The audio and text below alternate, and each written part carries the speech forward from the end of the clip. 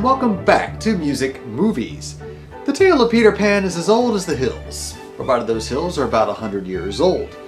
The story of a little boy who could never grow up, living in some parallel dimension that science has yet to understand, having adventures with the Lost Boys amongst Indians, fairies, and a gang of pirates led by the nefarious Captain Hook. The tales of Peter Pan have been elaborated and expanded many times over the last century through movies, both animated and live action, novels, short stories, TV series, and of course, musicals. But which movie to talk about? The 1924 version was a silent film, so we can strike that one.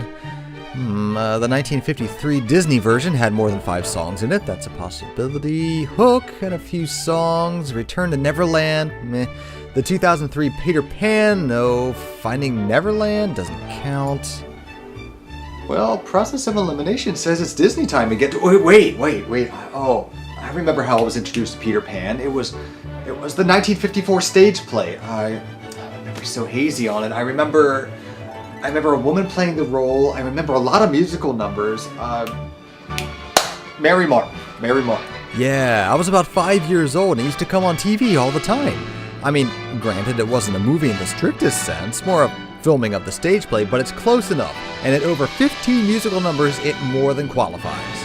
This is a giant part of my childhood, and this is Mary Martin's Peter Pan. The stage is set, quite literally, in the bedroom of the Darling children. And yes, aren't they just darling? Har har, moving on. We meet Wendy and her brother John, 2 lads of indeterminate age, and Michael, the youngest, followed by Barkley from Sesame Street?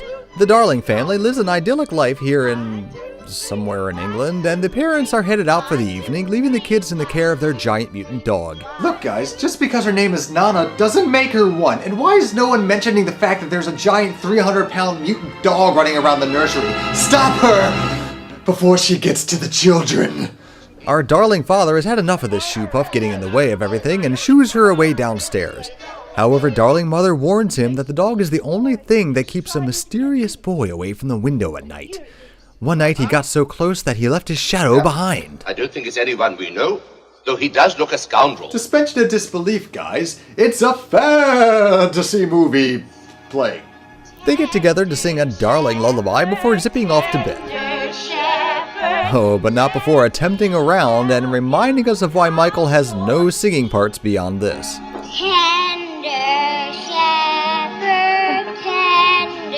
No, you're doing it wrong. Start over from the... No, you start with... Oh, fuck it, go to sleep, the lot of... Not 5 seconds after instantly falling asleep, a small coruscating ball of light enters the room, soon to be followed by the star of the show!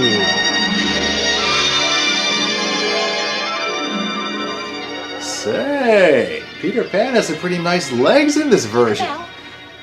And when was Peter Pan a girl in the stories? No matter, daddy like. So she, and what is revealed to be Tinkerbell, find out where she lost her shadow, but fails at her attempts to reattach it. My shadow, what's the matter with you? Boy, why are you crying? Boy? Where? Does she mean John? But he's sleeping. Well, it is pretty dark in there. Well then, I'll have to sew it on for you, my little man. Thank you. So it's true? Those legs, those lips that come hither stare. It's a man! No.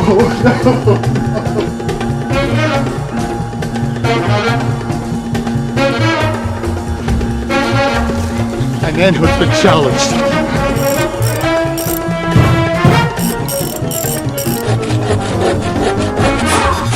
Madly!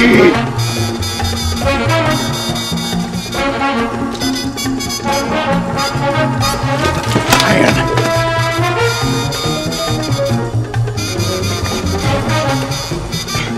I am a man!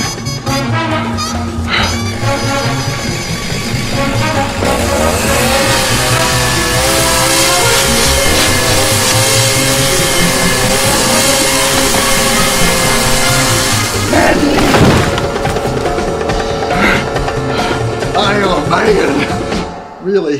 In actuality, nearly every Peter Pan in every stage show since its inception in 1907 has been played by a woman.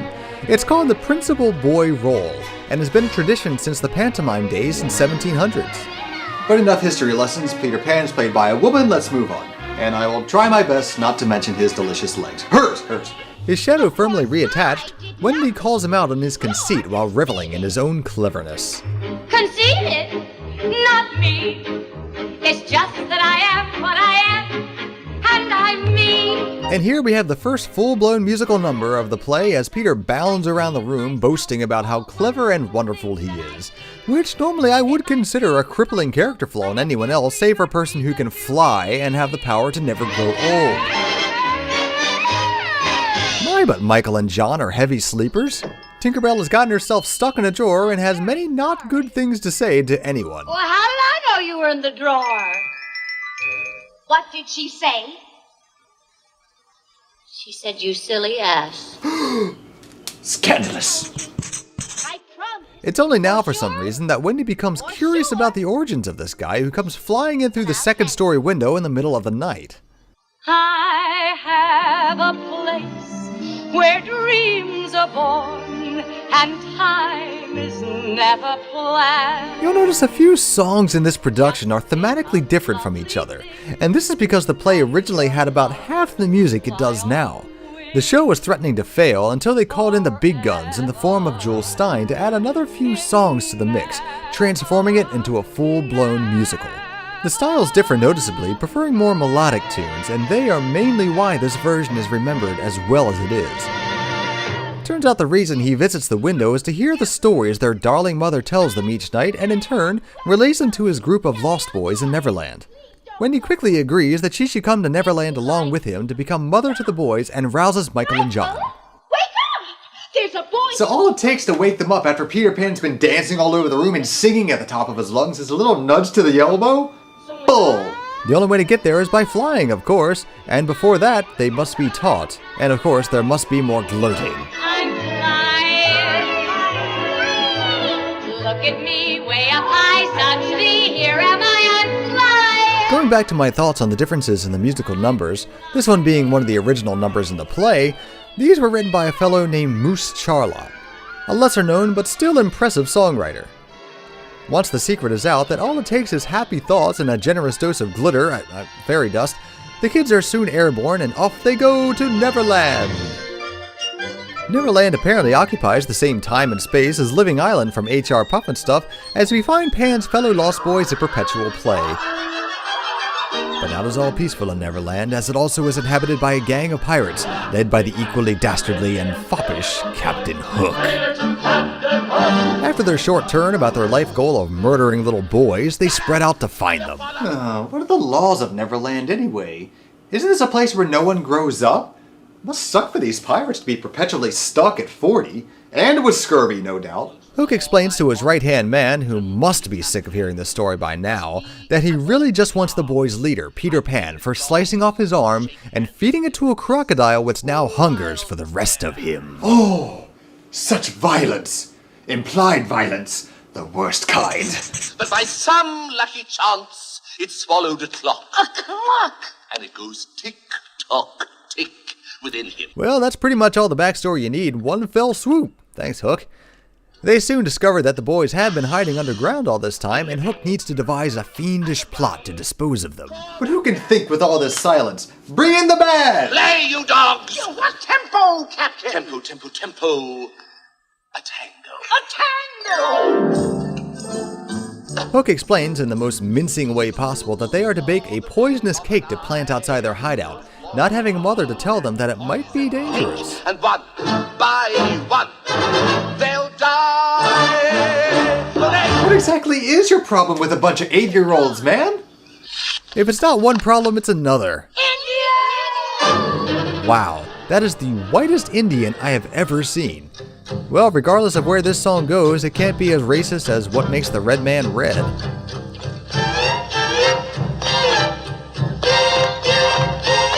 Well, it turns out we're pretty safe since the introduction of Tiger Lily and her band is a more or less lyricless affair.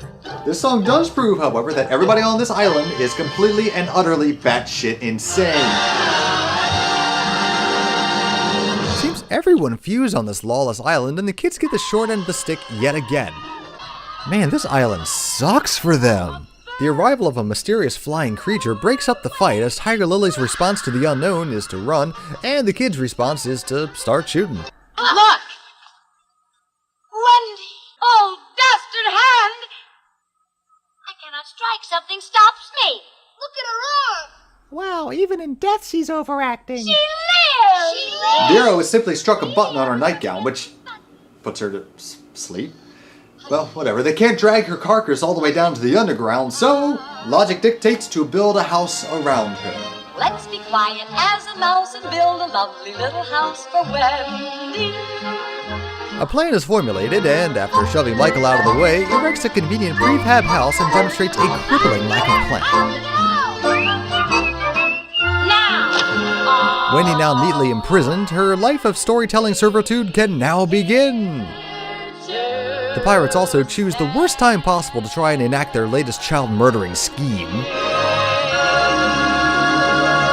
Wendy, with her poor matronly values, decides that the cake is a bad idea not because it just appeared on the ground in the middle of the woods, but because it's too fattening.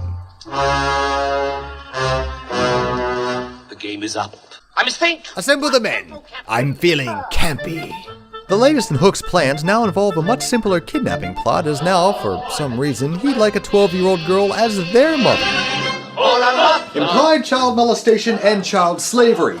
Bam! To the ship, to the ship, to the ship.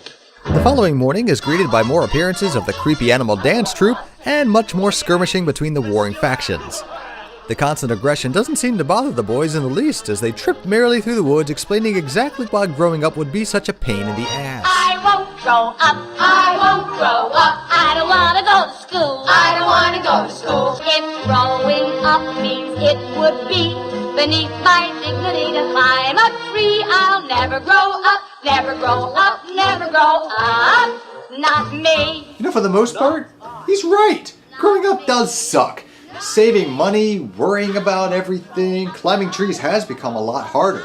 Not to mention that half the things you guys have been up to in this farce would get you tried as an adult in any decently run parallel universe. Peter catches the pirates in their attempts to crucify Tiger Lily by impersonating Hook's voice and convincing the crew to abandon him. He appeals to the spirit to reveal itself. It's a lady. I knew it! It's a beautiful lady. Damn straight. Look at them legs. Oh, my mysterious lady, what is your name? We finally now get to hear Mary Martin's true singing voice, and also get to see Hook acting at least mildly more heterosexual as he chases around this elusive veiled lady.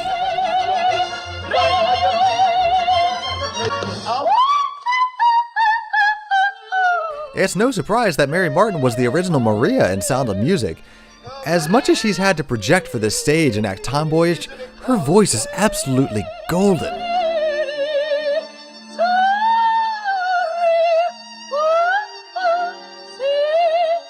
The jig is up, but luckily the pirates are morons and easily distracted by tambourines.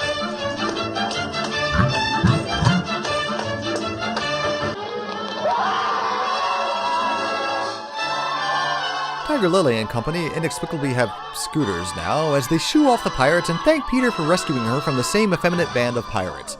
And a pact of cooperation is made.